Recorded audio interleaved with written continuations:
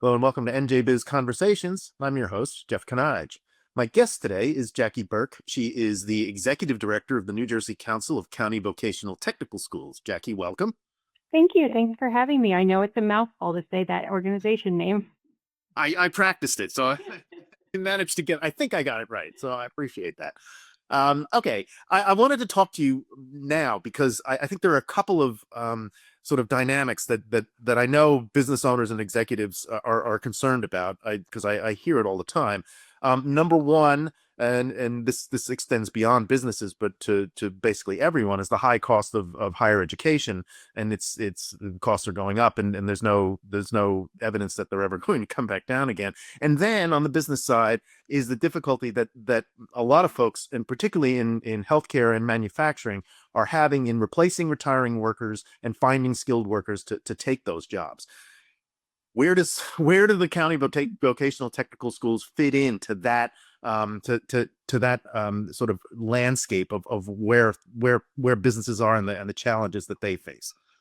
Well, I have some great updates on both of those points, but I want to kind of start and give you a little bit of a background about county vocational and technical schools. I think, a lot of people still have the idea from the 70s, vocational VOTEC being, the kids with the mullets working on cars, the kids that are going to college that, for whatever reason are kind of, working, we're sent to VOTEC schools. And today's vocational and technical education is really a lot different. We have a model in New Jersey where it is a county-based system.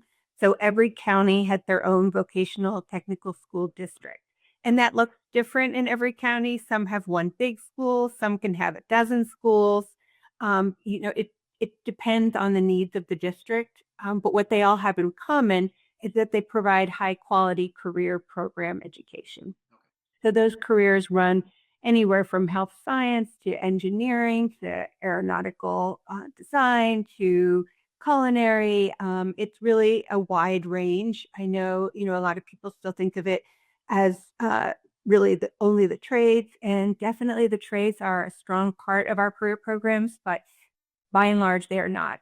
They're definitely not the only programs. And in fact, our most popular health programs are health science. And I know, you recently mentioned that. And so we have a really strong network of our schools in the health sciences. But so that's the primary delivery method. And New Jersey is really unique and I think has a great scalable model because it's county-based. It allows every student in that county to attend their county vocational technical school district. Okay. So that way it's accessible to every student in the state. Okay. And that's the primary delivery method. And so, just to kind of talk about the business needs, we hear that all the time from the businesses. We need new employees. We don't have a pipeline. And so that's kind of the job of the county vocational technical school districts. They are very in tune with economic need, workforce development boards, working with employers to find out where those needs are and kind of build that pipeline for businesses. And they work very closely with businesses. If they have, like, for example, in Ocean County, there were a number of manufacturing companies that came together and said, we needed that manufacturing program, which is a lot to do with like computers and programming machines. And so in response, Ocean County said, okay, let's see what we can do for you. And they built a program. And that's kind of one example. But the way that we work with businesses is integrated into the education. Okay. So, for example, every career program, say it's pre-nursing, will have an advisory board. And that advisory board will be made up of a number of different individuals, including employers. So the employers play a very important role because they look at the curriculum and make sure it's up to date, industry standard, make sure the equipment is up to date and industry standard, make sure the kids are getting those hands-on real world experiences, not just in the classroom, but also in the workplace. So employers will often have students come out and work either getting paid or doing internships or what have you in the workplace. And I know a lot of our health science students are able to go into hospitals, nursing care facilities, and so forth, and really get that firsthand experience. So we're always trying to find more employers to work with, and generate those relationships and partnerships, because they are beneficial for both industries, whether they're right in their pipeline. And I will say one thing that we hear from employers over and over again is that it's hard to find employees with those employability skills that are so important, like how to show up on time, how to look people in the eye, how to have a resume, how to interact with customers. And that's something that our schools also do very well, because we have the hands-on real world experiences. They're going out into the workload.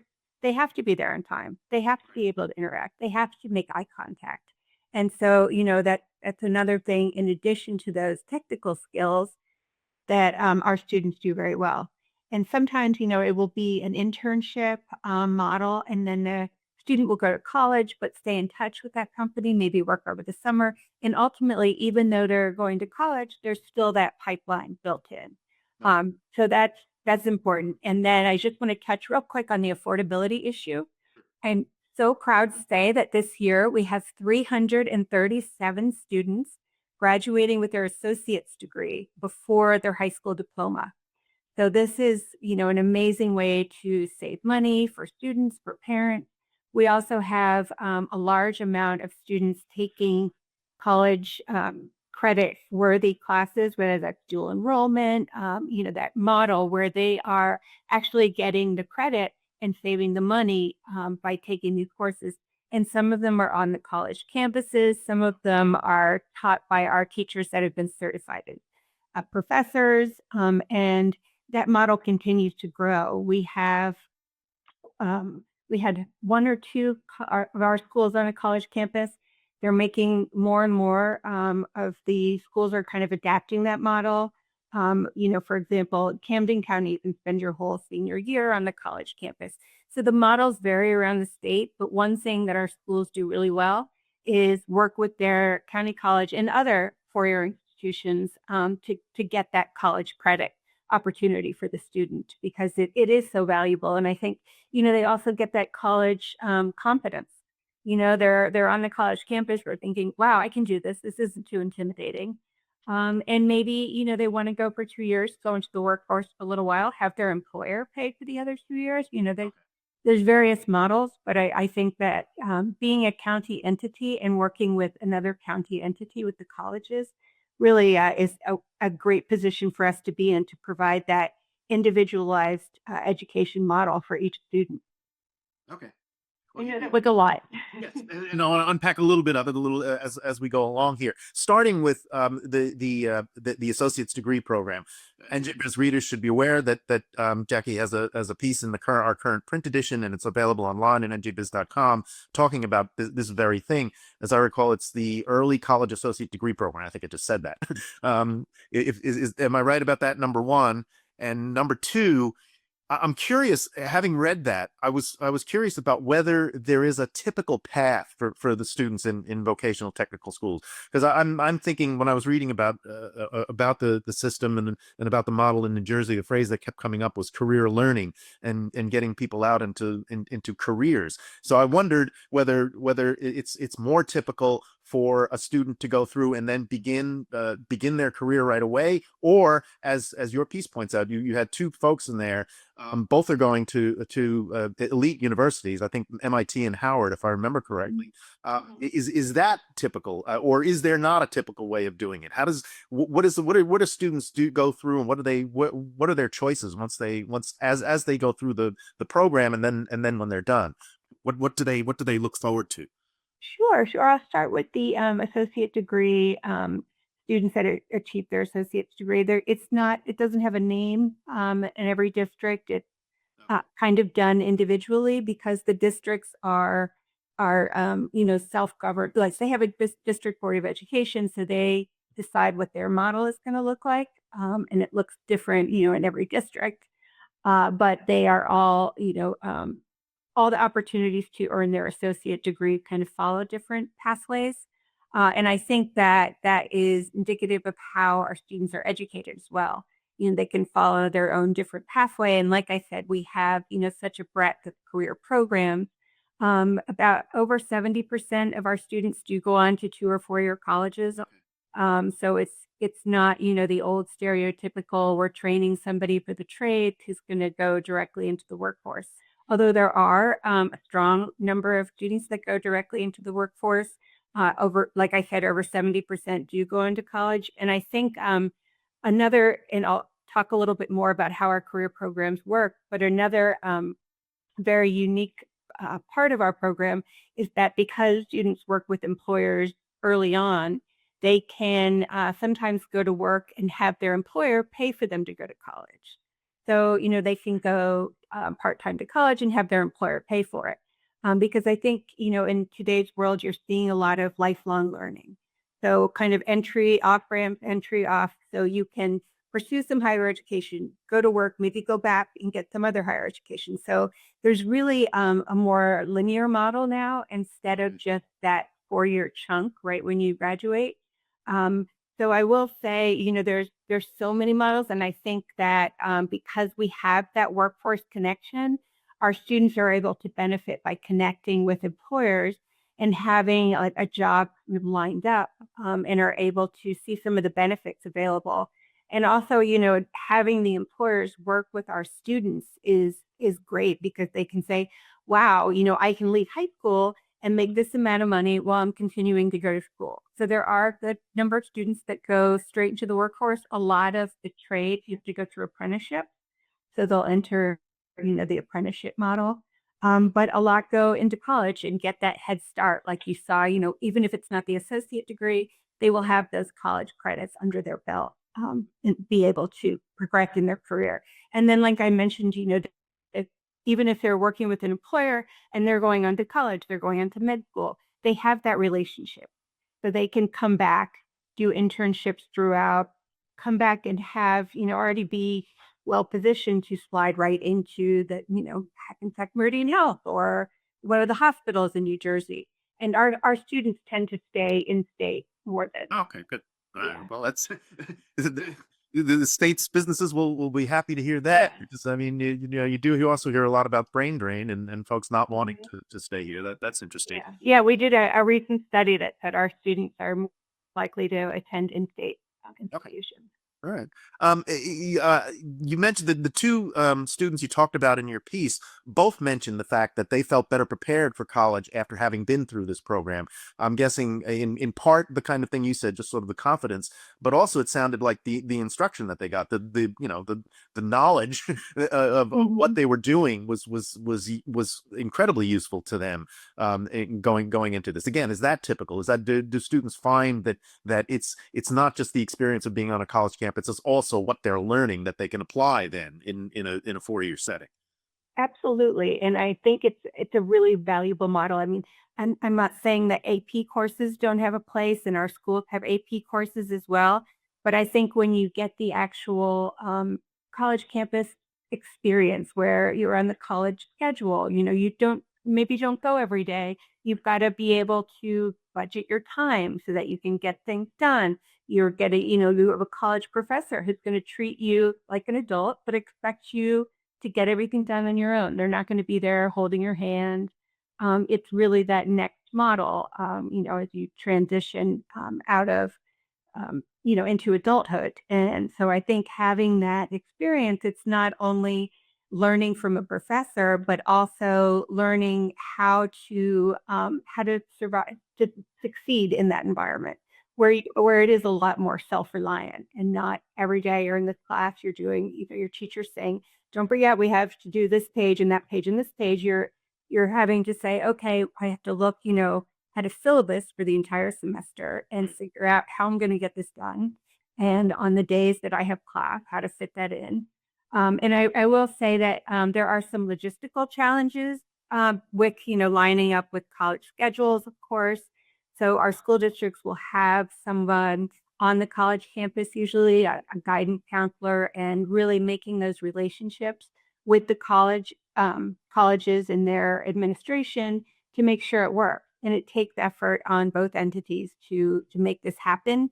but I think it's indicative of the importance that our district place on this and the county colleges place on this. I mean, obviously, they would love to have these students transition into county colleges.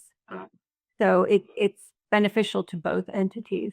Okay, well that was the next question I was going to ask, was the role of the county colleges, because that I think is sort of the more traditional way people, or at least in my experience talking to folks, that's the more traditional way to get to an associate's degree. How do the county colleges fit into to this program? Are they adjuncts of what you do? Are they critical parts of what the program is? How does it work? Oh, they're critical. We couldn't do this without them. And most of our students are being taught, by their professors, and that connection. They also have the devotion to make this work. Like I said, the schedules don't line up. So how can we make this happen? And you really have to get the input from the county college, and that comes from the top because it's different sections of the college. You have different deans for different areas. So you really have to have this kind of holistic buy-in from the college to make this work. And they've been, the partnerships with their county colleges have, continued to grow. So the Securing Our Children's Future Bond Act really encouraged the two county entities to work together, which would be our school districts and the county colleges, which has led to many new buildings that our schools are opening being on the college campus. And that also has the added benefit that the county college students can use the facilities. Because one of the benefits of having our model of delivering career and technical education and the countywide model is that we have the resources in the space that most other K-12 districts don't have. And we can have that industrial kitchen. We have spaces where students, for all the trades will make a house and plumb it and put the electricity and the HVAC and everything in. And you just don't have the spaces and the money to put those additions in place in a regular district. But we get some federal money for the equipment. And then the way our schools are funded, we're able to have that additional space and make it accessible to all the students in the county. And it makes sense for at night, the county college can use these facilities if it's on the college campus. Most of our districts also have adult programs that run at night. So it's really a great partnership between the two entities and able to save money when they're working together and using the same facilities. Okay. Now, how has the model changed or evolved, or have the priorities changed or evolved in recent years? I ask because, again, we mentioned some of the skills that employers need. I'm thinking particularly of technology and specifically artificial intelligence and things like that. Yeah. How are you able to keep up with those kinds of things, and how is that changing the priorities these days? Yes, and I think that's a great point. So thanks for asking that. Our districts always have to be looking forward because they don't want to train students for careers that are going to be phased out. Right. And you mentioned AI, and I think that's a really good example. And not only is AI, one of the programs that our school districts are focusing on now, and AI is really a data management driven. So those components are a part of like an AI training or a career program, but also, recognizing that AI is going to be in everything, especially healthcare and Right. sciences. The whole delivery model is changing because of AI. So not only do our schools have to look forward to career programs that might be coming up, but also they constantly reevaluate their existing career programs to say, how is this changing?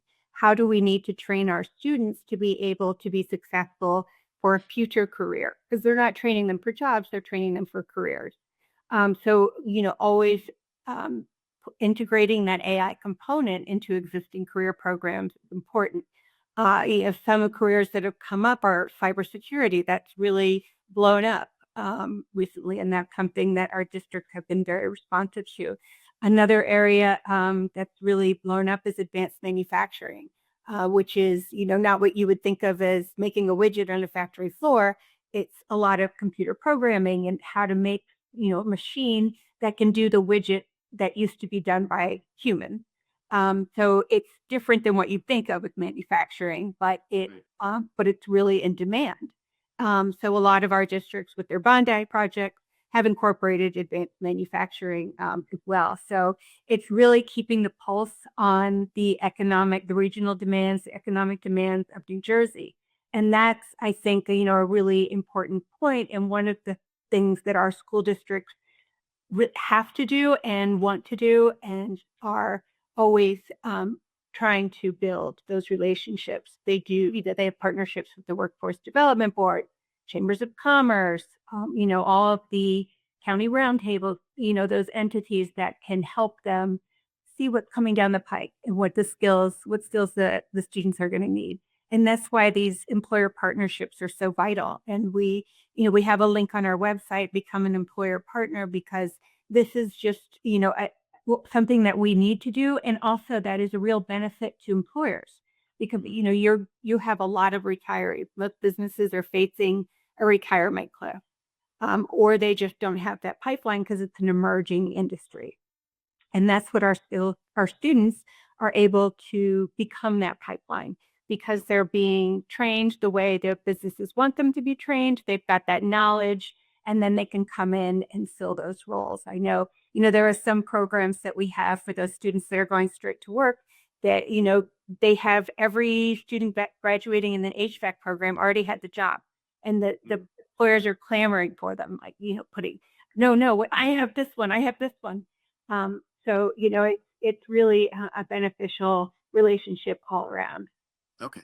Right. Now, these are public schools. Yeah. Are there, can you tell me anything about the role of government? Are there policy changes or any other government activities that might enhance the program, that would make it better, that are holding it back at some point? I mean, what do you see? Start at the state level. What should or could the state be doing to enhance this program?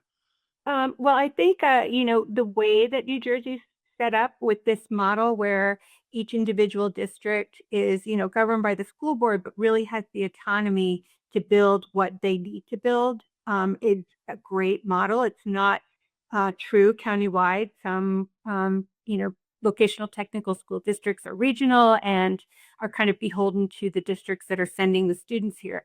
But I think what New Jersey's model is so good, and, is, I think, one of the best in the nation, is because there's that autonomy given to the school districts and at the county delivery. So every student has access to that. We are still, of course, beholden to the Department of Education regulations with the testing and all of those academic regulations as well. And in addition to that, there are also, there's an Office of Career Readiness, so they monitor the program, make sure the quality program, and, kind of take that piece as well.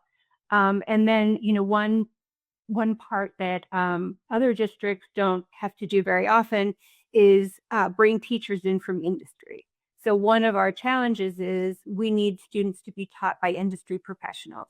We don't pull teachers in from teaching college. They have to be working, they have to be in the industry. So therefore, they have to follow an alternate route, which is a 2-year night and weekend program. So it's expensive. So, that's something that we would like to see change to 1 year, but we're working on that as well, because it's just it's a different animal when we've got to get the teachers directly from industry. Because if you have a teacher just coming out of TCNJ with a teaching degree, that's not valuable in terms of teaching a student cybersecurity. You really need that industry experience. You need a master plumber. You need, teachers that are going to be able to say, here's in the real world what you're going to need to know. Okay. And on the federal level, there's a lot of uncertainty now. Is the funding, it looks like funding for a lot of the states is going to be reduced, if not dried up completely. What do you think? What is the outlook? What are you worried about? What are you anticipating coming out of Washington? Yes. Well, one thing that keeps me up at night is losing the Perkins funding. So Perkins funding is federal funding that's been around for many, many years. It was named after Carl Perkins, who was a senator a while ago. And what this money does is vital to our districts. because it allows them to build the equipment, to buy the equipment that they need. That's industry standard equipment. Mhm. You know, the industrial ovens and the forklift and the, you know, all of these really expensive pieces of equipment are only able to be purchased with this Perkins funding. And if you lose that funding, you are going to be behind in training students because they're not going to be on industry standard equipment anymore. Okay. So this money is vital. I just recently heard that what the federal government has proposed, and there was, I think, some sort of MOU signed. I'm not exactly sure of the details, that would transfer this program to the Department of Labor. Okay. You know, I think the allocations for this year for our Perkins funding were luckily not held back. So they are going to be distributed to our districts. And the federal government, from everything I've read, seems to be very pro career and technical education. And the president and his secretary of education have really, you know, put forward some EOs and some language about putting greater focus on career and technical education. Okay. And, you know, a lot of their rhetoric is kind of, you know, don't push everyone into college, let's put them in the workforce. And Right. of course, our schools do both. Right. Um, but there seems to be a lot of support for both. And I was recently at a meeting on Capitol Hill, and they had staff from Republican and Democratic side talking about how there was buy-in from everyone on career and technical education and supporting that. You know, my fear is that when you move it to the Department of Labor, you're going to lose some of the expertise, some of the other additional funding for surrounding career and technical education, because I think the Department of Labor will be given this piece and won't know, you know, kind of the whole universe. So that's definitely something that we're watching closely. You know, in getting rid of the Department of Education, of course, is very concerning. There are, you know, we have federally funded positions in our Department of Education that deal with Perkins and programs, and you know the lack of staff now at the Department of Education that's able to be responsive and get our money is very concerning. Yeah, Right. Yeah. absolutely. So it does matter which agency actually runs this. Yes, it does. Okay. All right. Finally, you've mentioned the business community a few times. Businesses who do want to get involved, you mentioned the website with the link on it. Is that the best way to do it? Are there local contacts in each county that folks can talk to? What's the best way for a business to get involved? Absolutely. We have a great system. On our website, there's a link, and I can send it to you, become a business partner. And when you fill this out, you can say, you know, this is my business name, this is my needs, what I am willing to participate in. You know, it can be something like send a guest speaker or host a field trip at my work site, or, you know, take students as work-based learning students. So there's a variety of options. You can be only a little involved, you can be a lot involved, developing curriculum. So this form will let you say what you want to do, how you want that relationship to look like. And then it also has you choose which county that you want to work with. So say you want to work with Monmouth and Ocean. As soon as you fill out that form, your submission will be routed to a representative at both of those districts that is solely focused on responding to that employer. So you have the point of contact built into the system. So you don't have to just, you know, call the main number and say, hey, you know, how do I get in contact with X, Y, and Z? So that form works really well. I'm always a backup for employers to contact to make that connection as well if they're not able to do that through the form. But I think the system we have in place I'm very proud of it. It's a good way to connect the employers with their district. Okay. And all of those connections will be in the in the text accompanying this video. So thank you very much. Great. Jackie Burke, the Executive Director of New Jersey Council of County Vocational-Technical Schools. I really appreciate you taking the time. I hope you'll come back and let us know how things go. Absolutely. Thanks for having me. And thank you for watching. Until next time, stay safe, everyone.